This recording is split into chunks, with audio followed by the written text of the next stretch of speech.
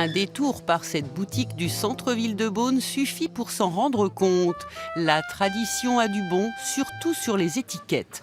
Fond beige ou crème, blason, dorure, à première vue, elles se ressemblent toutes beaucoup.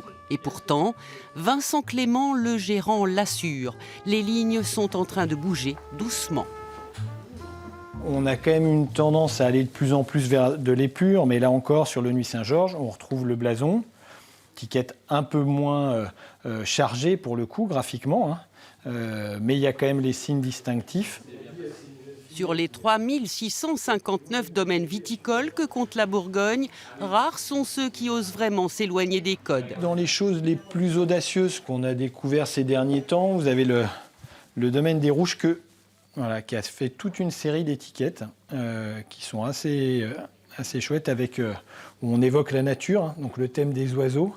Ils en ont plusieurs, en l'occurrence. C'est intéressant de voir. À chaque fois, donc, en fait, il y a un graphisme différent par appellation qui est décliné, mais on reconnaît quand même bien le fait que ce soit le même domaine qui signe ces bouteilles.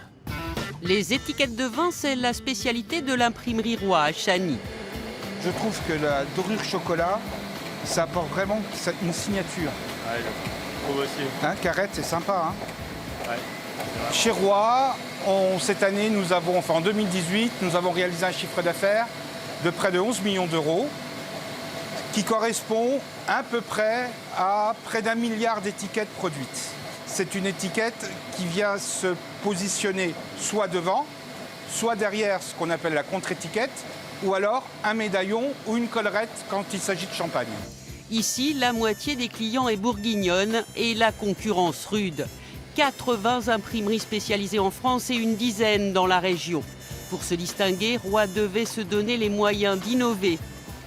14 millions d'euros investis sur le site depuis 2014, 5 lignes d'impression, bientôt 6, et une différence qui se fait clairement aujourd'hui sur la matière des étiquettes.